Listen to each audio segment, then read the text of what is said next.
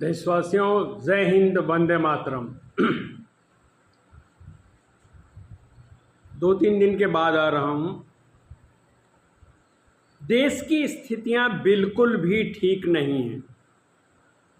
बिहार के भोजपुर में, शाहपुर में जो घटना हुई, आप लोगों से पीछे मैंने वीडियो में रिक्वेस्ट किया था कि अमर शहीद भरत तिवारी जी के इंस्टाग्राम, फेसबुक पे जाके आप पोस्ट देखिए, उनके विचार सुनिए और समझिए।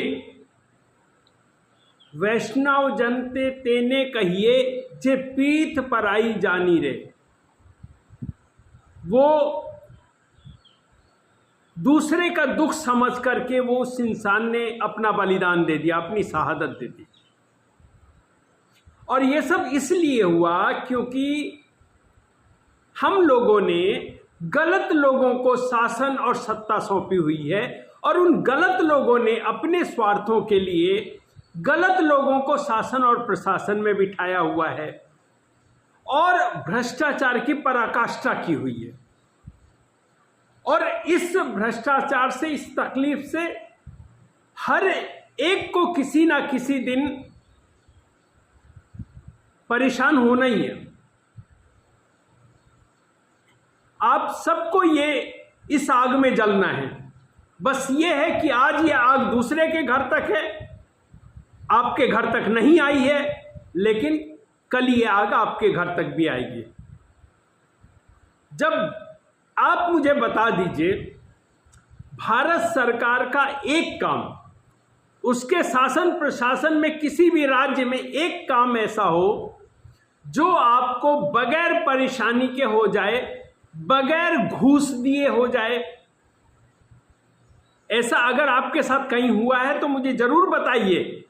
वो एक बहुत बड़ा उदाहरण होगा, क्योंकि मेरा मानना है आप कहीं भी, कोई भी, किसी भी तरह का छोटे से छोटा काम भी घूस दिए बगैर नहीं करवा सकते। समझ रहे ना? घूस सबको देना है। भ्रष्टाचार को यहां एक शासन प्रशासन सरकार की तरफ से मिली हुई मान्यता है और समाज ने भी मान्यता दे दी है कि भैया हमारे पास समय नहीं है, पैसा खूब है, हम दे देंगे, काम करवा लेंगे। हमारे पास जब कोई आएगा तो हम भी उससे घूस ले लेंगे, उसका काम कर देंगे। ये क्या हुआ है? नैतिक पतन हो गया है। लोगों के नैतिक पतन की वजह से ये चीजें हो रही हैं। नैतिक पतन इसलिए हो गया है कि आपको नीति और नैतिकता सिखाने वाले समाज को आप लोगों ने जो है गड्ढे में डाल दिया है। उससे तो आपको बैर है जो सही शिक्षा देने वाला है। अब तो आप जो -8 नंबर से पास होगा, -40 नंबर से पास होगा, उसको आप शिक्षक रखोगे, वो आपको क्या सिखाएगा? अब बताइए कि -8 और -10 वाले लोगों को आप मैथ का टीचर रख रहे हैं। क्यों? क्योंकि वो रिजर्व कैटेगरी से आ रहे, वो क्या पढ़ाएंगे? और नेता लोगों ने ऐसा क्यों किया है? क्योंकि उनके सभी नेता लोगों के बच्चे, सभी IAS IPS के बच्चे, सभी बड़ी ऑफिसर के बच्चे तो विदेश में पढ़ते हैं। उनको इससे क्या लेना देना? भविष्य आपके बेटे का खराब होगा, भविष्य आपकी बेटी का खराब होगा, उनका नहीं होगा। तो भरत तिवारी वर्तमान युग के शहीद भगत सिंह हैं, चंद्रशेखर आजाद हैं, जिन्हें अपना कोई स्वार्थ नहीं था, जिन्होंने अपनी किसी लालच के लिए नहीं, सिर्फ लोगों के दुख के लिए, लोगों की तकलीफ के लिए, लोगों के जीवन में हो रही परेशानी के लिए अपना आत्म बलिदान दे दिया। और आज कोई उनके साथ खड़ा नहीं है। क्यों? क्योंकि हम सरकार के चक्रव्यूह में फंसे हुए हैं। हमने अपने खर्चे बहुत बढ़ा लिए हैं, हम उसमें इस तरीके से बिजी हैं, अरे जाने दो, किसी का, उनका लड़का मारा ना, हमारा थोड़ी ना। हमारे लड़के को तो हमको इंग्लैंड भेजना है, अमेरिका भेजना है, IAS बनाना है, IPS बनाना है। हमारे पास समय नहीं है, हमको पैसा कमाना है। भैया कल आपके भी बेटे का नंबर आएगा, कल आपकी भी बेटी का नंबर आएगा। और सबसे बड़ी बात, जो आरक्षण का समर्थन करते हैं, आरक्षण से नुकसान सिर्फ देश का नहीं है, आरक्षण से नुकसान उनका भी है जिनको आरक्षण मिलता है। अरे जब सब आरक्षण वाले ही सब जगह पहुंच जाएंगे और योग्यता नहीं होगी तो जानते हैं क्या होगा? कोई भी परिस्थिति में ऐसा तो है नहीं कि उसका नुकसान सिर्फ स्वर्ण समाज को होगा, नुकसान आपको भी होगा। आपके भी बाल बच्चे उस तकलीफ को झेलेंगे। इस देश में योग्य व्यक्तियों की आवश्यकता है, ईमानदार व्यक्तियों की आवश्यकता है, भ्रष्टाचार मुक्त व्यक्तियों की आवश्यकता है, और तभी यह देश सुधरेगा। लेकिन जो स्वयं भ्रष्ट हो, स्वयं भ्रष्टाचारी हो, वो कैसे भ्रष्टाचार का विरोध करेगा? देशवासियों, सोचिए, समझिए।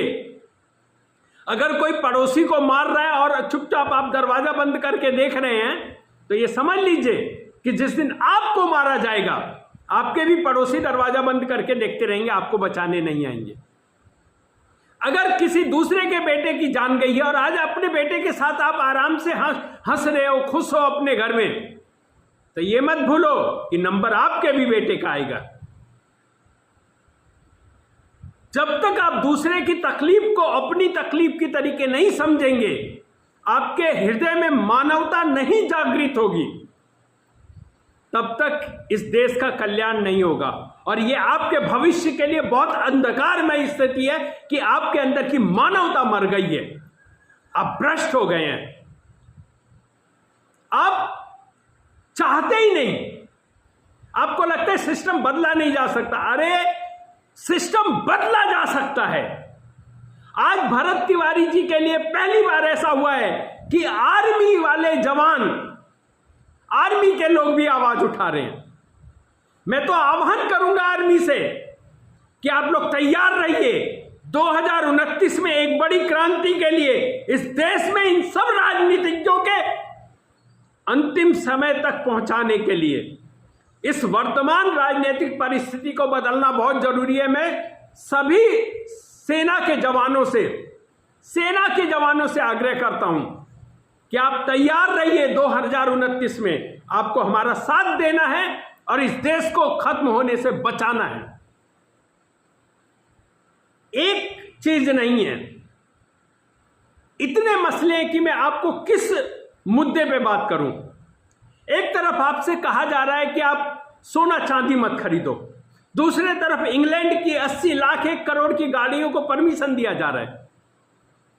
यह सरकार बहुत गलत तरीके से काम कर रही है, ये लूट रही है, देश को बर्बाद कर रही है। बहुत भ्रष्ट सरकार है ये। कांग्रेस जितनी भ्रष्ट थी, ये उससे 4 गुना ज्यादा भ्रष्ट सरकार है। यहां सब बिके हुए हैं। और कांग्रेस के सरकार में तो आप अगर कोई शिकायत करते थे तो कार्रवाई होती थी,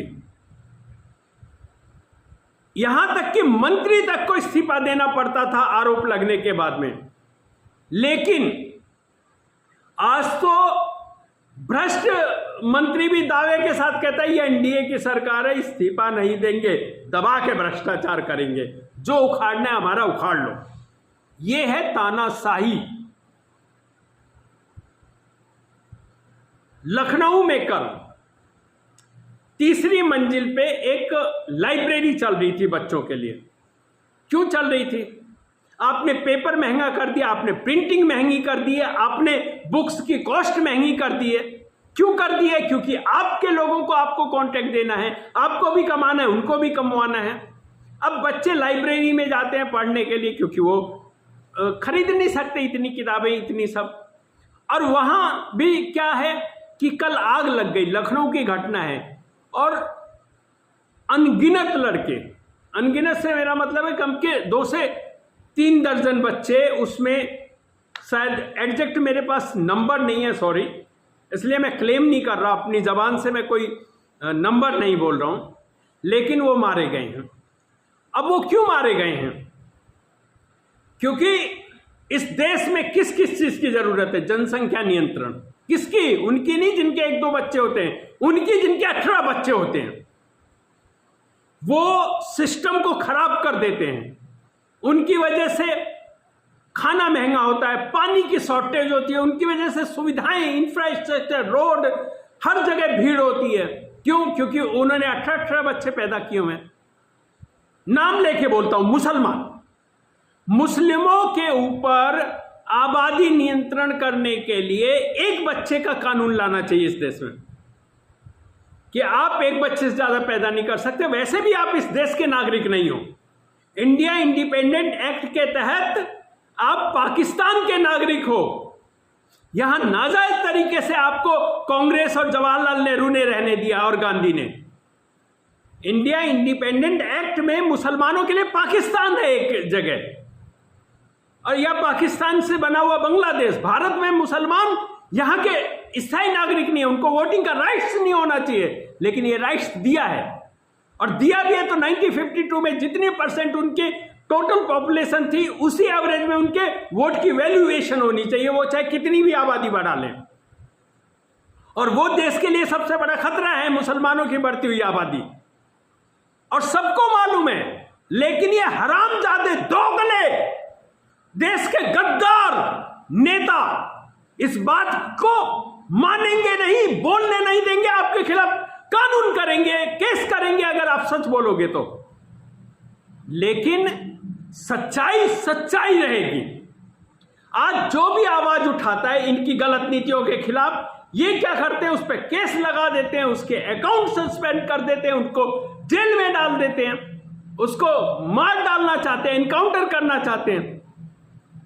भरत तिवारी के वीडियोस देखिए आप इंस्टाग्राम और उस पे फेसबुक पे जाकर के। उस बंदे ने अपने हाथ का रिवॉल्वर फेंक दिया, उसके बाद एक पुलिस वाला आया, उसके भरत तिवारी जी के कंधे पे हाथ रखा उसने, यानी कस्टडी में लिया, सरेंडर एक्सेप्ट किया, और उसके बाद जमीन पे नीचे गिरा के उनको गोली मारी 3 पैरों में। पब्लिक ने 3 गोली देखी, रास्ते में ले जाके उनको 2 गोली और मार के जान से मार दिया। सारे पुलिस वालों को फांसी की सजा होनी चाहिए, क्योंकि उन्होंने कस्टडी में मर्डर किया है। लेकिन कोई सुनवाई नहीं। एक हरामजादा जीतन मांझी है बिहार का मिनिस्टर, हरामी नेता, वो बोलता है कि ऐसे ही मारे जाएंगे। उसके अंदर जाति वाला वो है, वो गालियां देता है हरामजादा सीधे सीधे स्वर्ण समाज को। ये अन्याय कब तक होगा भाई? जाति देख करके आप ये नाइंसाफी कब तक करोगे? और ये नाइंसाफी SC ST एक्ट वाली ये सिर्फ हिंदुओं के साथ नहीं हो रही, ये मुसलमानों के भी साथ हो रही है। इसमें वो बेचारे मुसलमान भी विक्टिम है, शरीफ मुसलमान भी विक्टिम है। सब मुसलमान है, मुसलमानों में प्रतिशत ज्यादा है लेकिन क्रिमिनल्स का, लेकिन सब तो नहीं है ना। जो शरीफ है वो भी बेचारे फंस रहे हैं। इतनी समस्याएं हैं कि मेरी समझ में नहीं आ रहा है कि मैं आपको किन समस्याओं पे बात करूं। हम एक समस्या का सोचते हैं, तब तक पता चला दूसरी समस्या खड़ी कर देते हैं ये लोग ला करके। कमाने का इनको इतना अच्छा आइडिया है, अपने लोगों को आगे करने का। बड़े बड़े कॉरपोरेट को टेलीग्राम बैन किया। टेलीग्राम बैन क्यों किया? क्योंकि जियो ने व्हाट्सएप में पार्टनरशिप कर ली, और व्हाट्सएप के ऊपर 79 पर मंथ का ये चार्ज लगाने वाले हैं। तो भैया कमाने के लिए ऐसे धंधे करते हैं। पेट्रोल आज $74 बैरल हो चुका है, $74 पर बैरल हो चुका है। फिर भी यहां $121 ₹22 का मैं पेट्रोल भरवा रहा हूं। $122 महाराष्ट्र में। भाई कितना लूटोगे? और ये सब हरामजादे जितने नेता हैं, मुझे मालूम है भरत तिवारी किस तरह कल मेरा भी मर्डर हो सकता है।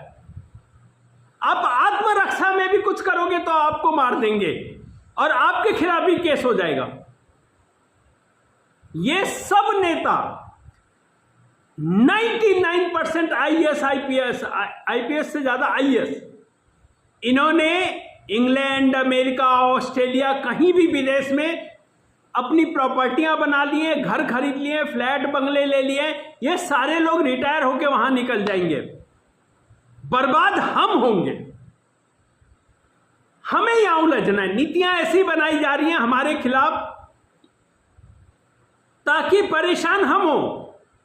ये लोग तो विदेश चले जाएंगे, इनके बच्चे तो विदेश में पढ़ेंगे हरामजादों के। आपको मालूम है 2026 में 1,20,00,000 लोगों ने भारत छोड़ के यूएई जाने का फैसला किया है। क्यों? इस सरकार की गलत नीतियों के चलते। एक वो बैठी हुई है निर्मला सीतारमण, जो टैक्स दे रहा उसी से टैक्स वसूलना है। इतना टैक्स लगा दिया, लोग यूएई जा रहे हैं। 1,20,00,000 लोग जो सब करोड़पति हैं, मतलब 25, 50, 100 करोड़ से ऊपर के लोग सारे जा रहे हैं। मतलब इस देश में सिर्फ कचरा रह जाएगा, कूड़ा रह जाएगा, या वो लोग रह जाएंगे जिनको मरवा डालना है। आप बांग्लादेश से रोहिंग्या एक्सपोर्ट इंपोर्ट करके 8 करोड़ यहां भर दोगे। मुसलमानों को बढ़ा ही रहे हो, उनके IAS IPS बना रहे हो, कल को वो हमको कटवा देंगे। इस देश की परिस्थिति बहुत खराब है। हिंदुओं जागो, जागो, मैं हाथ जोड़ता हूं। समझो, अपने स्वार्थ में, अपने काम धंधे में थोड़ा वक्त निकालो, अपने समाज के लिए, देश के लिए। ये कमाई, ये भी आपके बीवी बच्चे भी नहीं बचेंगे। आपके मेंटेलिटी ऐसी कर दी है कि आपकी बीवी को कोई उठाएगा, आपके सामने रेप करेगा, आप बचाने नहीं जाओगे, आप फोन करते रहोगे पुलिस, और तब तक 4 जने आपकी बीवी के ऊपर चढ़ जाएंगे। आपको कायर बना दिया, नपुंसक बना दिया, और जो मर्द बनता है भरत तिवारी, उसको गोली मार दी जाती है सरेंडर करवा के।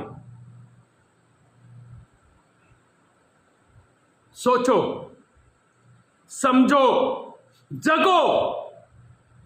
मैं तो जानता हूं आपके पास मेरा पूरा वीडियो देखने का वक्त नहीं होगा। 10 जनों, 20 जनों, 50, 100 जनों को ये वीडियो भेज के समझाने का वक्त नहीं होगा। उनके पास भी वक्त नहीं होगा देखने का।